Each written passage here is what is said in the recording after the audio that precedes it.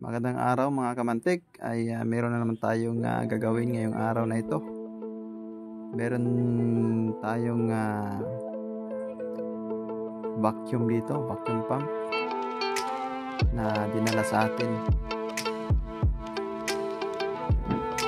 So ang sira pala nito guys ay ang mismong motor, dahil sunog na po yung motor nito at pinabilan ko na lang sa may-ari ng bago.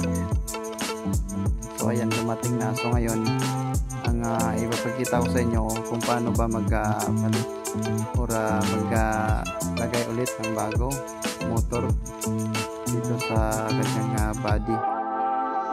So tanggalin muna natin. Sa pagtanggal pala nito, nakikita nyo itong parang malaking tube sa gitna.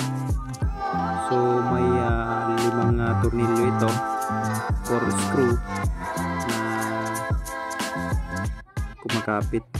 So yan muna ang alisin natin at tanggalin natin para matanggal natin itong parang malaking filter.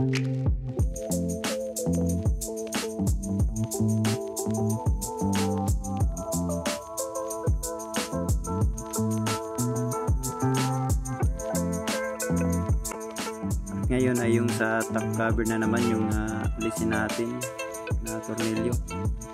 So meron din tong 5 tornilyo dito sa bandang ilalim na siyang kumakapit dun sa may takip sa taas.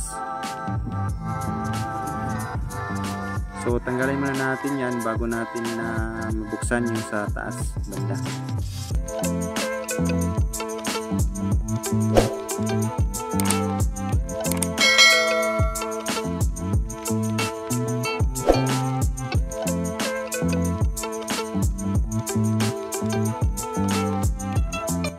And then meron siyang holder sa kanyang motor. Kailangan natin matanggal yan bago natin mailagay yung bagong motor.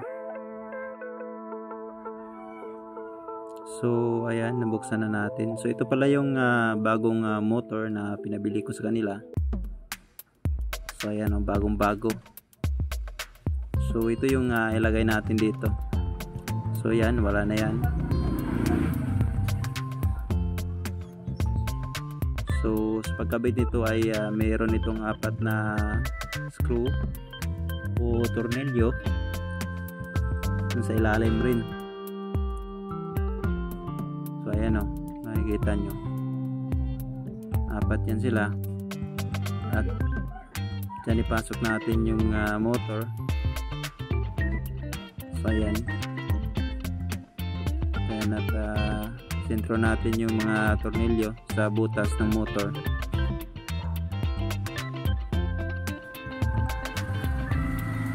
So ayan, kailangan maayos itong pagkalagay.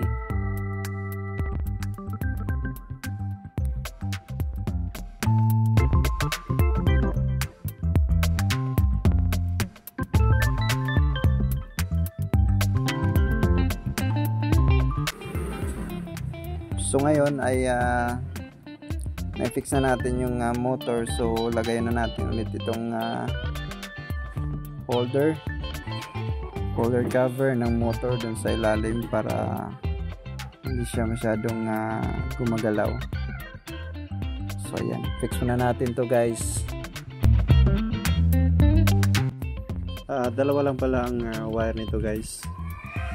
Yung common na galing sa mismong supply, at yung isa yung galing sa supply na dumadaan sa kapasitor or switch, then patungo sa kapasitor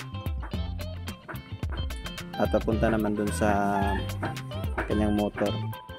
So easy lang yung nito, wiring nito, hindi kayo malilito dahil dalawa lang.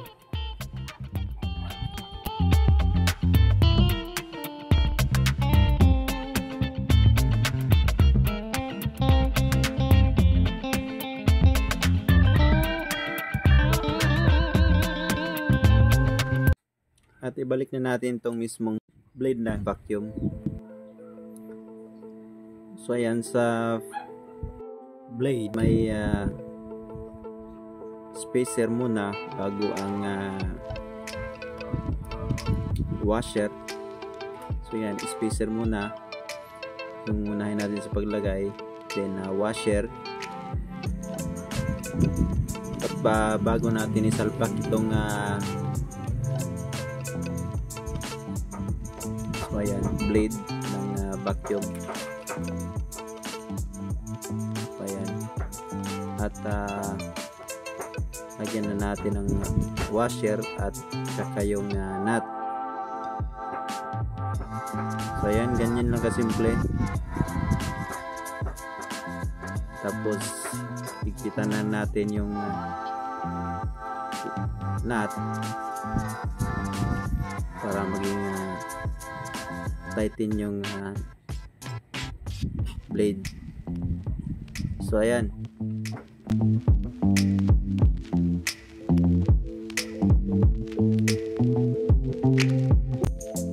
So ngayon, tapos na natin naikabit. Ibalik na naman natin yung mga takip ng vacuum.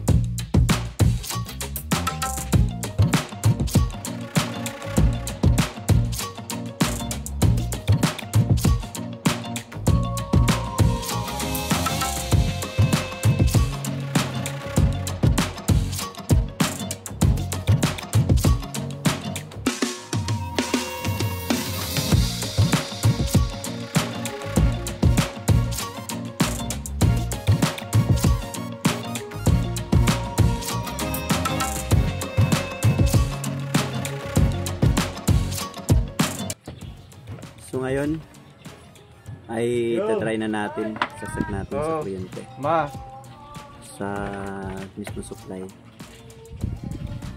Ayan natin. So ayan, okay na okay, gumagana yung vacuum. So ayan o, nakasagsak yan. At tingnan natin yung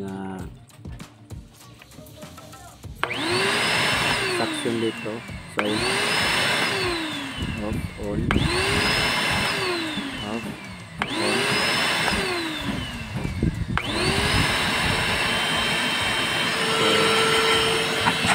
So ito yung suction dito guys. At ito yung suction dito, yung labasan. Okay na yung ginawa natin.